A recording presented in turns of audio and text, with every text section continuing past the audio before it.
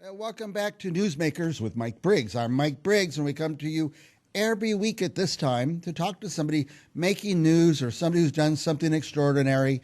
And today's guest is Felicity Jean, an author who has overcome a lot to write a book and come up with a book. And it's your first book, is it not?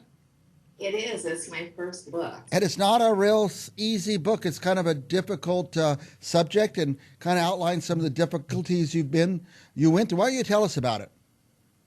Well, the book is called Free Fall, and obviously by Felicity Jean. And it was a difficult decision to write the book because it's a sensitive issue regarding early onset dementia and the kind that turned to Alzheimer's. And my husband got it 6 years after we were married, and he passed away 6 years later. And during the course of the whole journey, I wrote notes to educate myself on the whole process. And at the end of it all, I had no intention of writing a book, but I just had to do it because I just wanted to bring awareness to the general public, because unless you're touched personally by it, most people don't know that you can get it from the age of 30. Now, I want to ask: was this your first real exposure to the disease? It was. So you kind of learned as you went. Right. I learned as I went, and it was a difficult book to write because it's an emotional journey, but there were so many things that I saw.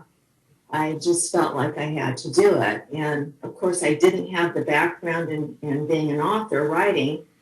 I was mostly in the corporate world, in banking and in real estate and financial advising. So I knew that I wanted to do it justice. So I met a coach who happened to be a poet laureate in Marin County. Mm-hmm. And I worked with him for 6 months, and he guided me along to tell me what I needed to read, the resources that I had. And so that was a great help to me. And after I did that, I wrote the story and had a structural editor. And I decided that I wanted to go back to school. So I went to Fresno State in their open university for professionals. And I decided to go after my creative writing certificate. So I took some classes in that open university. Okay. And so here I am as an adult trying to reinvent myself. And I'm mature woman, and I'm in a classroom setting with college students, and I wasn't sure how they were going to receive me, but I was lucky enough to be able to take chapters of my book in there as part of my assignment, and they critiqued it, and they were very welcoming, but it was, a difficult project to go through. Yeah. So I did that for 3 years, and then I was asked to participate in their summer arts program, which I did. And once I finished all that, then I knew I had to get serious and finish the book. So I just focused on that. I went to work just part-time to finish the book. And I finally decided in 2020, it was during the COVID year, which complicated things a bit too, to self-publish it. I was an unknown, and I knew I didn't want to take the time to go the traditional route, so I self-published it. I knew nothing about self-publishing, and I had to pick a right team to help me out remotely because that was during COVID. And fortunately for me, my brother was a graphic designer, and he helped me remotely from Los Angeles. He designed the cover. He came up with design formatting for me because I had my book in 3 different sections. And he created some icons that would kind of describe a theme in each section. And so it was quite a journey. Yeah. A fun journey, but difficult. Well, let's go back a little bit through... You were a professional woman in these right. big jobs, a bank, real estate, finance, things like that. And you're married, and your husband begins to have dementia. At some point, did you have to give up your job? I did.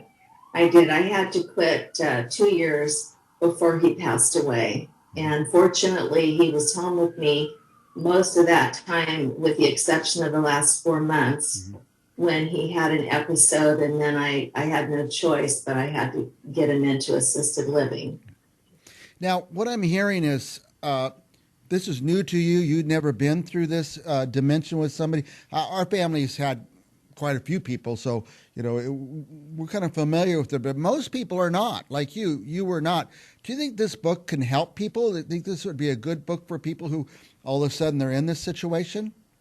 Yes, absolutely it can, because most of the books that I read during the course of that to try and educate myself were real clinical. And I wanted to write a behind the scenes book to show what it was really like, what Right. we went through. And some of it wasn't pretty. In fact, I decided to use a pseudonym because my husband still had two daughters around, and it was a very sensitive issue Yeah. because, I didn't want to hurt any feelings or anything, but those things happen. But I had to get my message out, Right. and I'm glad I did.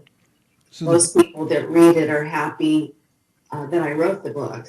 And because not a lot of people will tell you exactly what you're going to go through. Yeah. So the book, rather than being clinical and what Alzheimer or dementia is about, does it tell more your journey? It tells my journey. Actually, the first section talks about our life before, because it was wonderful for 6 years. There's sections that talk about the doctor visits and the hospital visits. And then towards the end, the redemption that I received was that I believe my husband communicated with me in a dream after he passed away. It was very, very real. And I talk about that. And I talk about messages that he gave me periodically through the scent of the cologne that he used to wear. Mm-hmm. Mm-hmm. Wow. Yeah. Now, by the way, your website is felicityjeanauthor.com. Felicityjeanauthor.com. Is that where Correct. somebody could go to find this book? I'm sorry? Is that where people would go to find this book? Absolutely. They can go there, or they can find it on Amazon.com. Right. For me, Amazon's easy. I would just start typing Felicity Jean. It pops up. You click the button, you order it. But does your website have other resources? The only resources it has are the other interviews that I've done, that one with you.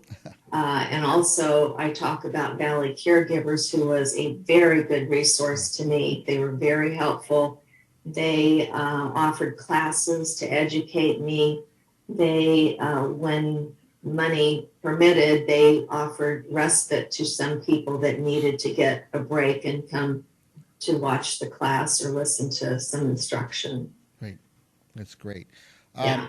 I would say anybody who's dealing with this, facing this, even if it's not as personal as Felicity, if you have a distant relative, get this book and read up on it. Find out what the path this might be taking, what it will likely take, what you might be up against.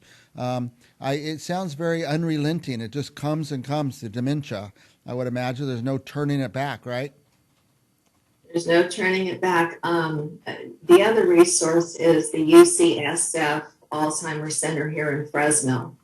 That was very helpful. And profits from my book are being donated to Alzheimer research. Okay. And the end of the story, or I don't know if it's the end of the story, but after this all happened, you lost your husband. That must have been absolutely devastating. Then you went on a new journey to learn to be a writer. And that's fascinating that you could do that. Well, anybody can reinvent themselves. They just have to believe it and just do it. Yeah. And that's what I did. It was not an easy journey, but I'm glad I did it. And I've met the most wonderful people in this world that have been very generous and supportive. So I encourage anybody that don't think they can do something to go for it. Right. Now I ask all authors some questions like this because, by the way, I found anybody could write a book. Very few people can finish writing a book, and that's quite an accomplishment that you finish. You got it published, you got it out there. Um, uh, but that's the process in itself. From the time you lost your husband until you started taking the writing seriously, from the time you started taking the writing seriously, how long did it take you to get the book out? He passed away in 2012. In 2013, I started gathering all my notes that I had, 3 binders of doctor visits, of things that I looked up, notes from Valley caregivers, UCSF Alzheimer's Center. And I, at the beginning, just tried to write a narrative of what I had and try to, list everything chronologically that I could. Mm-hmm. However, writing a book like this with the kind of content that it has, you have to give the reader a break. So I begin the book with our life, how it was before. And in the middle of the sensitive information, I do reflections of fun things that we did just to give the reader a break so that, they could enjoy it and not be sad the whole time. I see. It could be quite an intensive journey reading a book like that without a little break, breaking it up. So that's a good writer. A good writer does that. Barbara, we're going to run out of time in a few minutes. What else do you want our viewers to know? Well, I'd like them to obviously read the book. Profits are going to the Alzheimer research. I want them to be sensitive to other people that may be facing the same thing, to be supportive of those that they know are dealing with something like that. It doesn't have to be Alzheimer's, but just any disease or illness that they may be facing. God bless you. Thank you. The viewers didn't see me coughing, but thank you. And I also want to congratulate you, Mike, for running for city council again. Thank you. Felicity. I think you'll do a great job, and I'm endorsing you right now. Thank you. I got my first endorsement. Not really, but it means a lot to me. Thank you. I would recommend anybody this is, I've done this with a few books, is somebody get a hold of Felicity, order a case of them. And this is something you give out as an office gift or give out at Christmas time. I think a lot of people are touched by Alzheimer's, dementia. And as you said, Felicity, other illnesses. And this book could be eye-opening and open up your mind to some things that go on and what people endure and go through and some of the resources and people that were able to help you. Absolutely. So buy a case. That's what I'm telling people out there. Buy a case of those books, and it'd help Felicity. It would help Alzheimer's research, and I think it would help anybody who came in contact with the book. Thank you so much, Mike. All right. Well, we'll have you back in a month or so. I want to get an update on how the book's going and update with you. We will be back with more Newsmakers with Mike Briggs right after this. Thank you.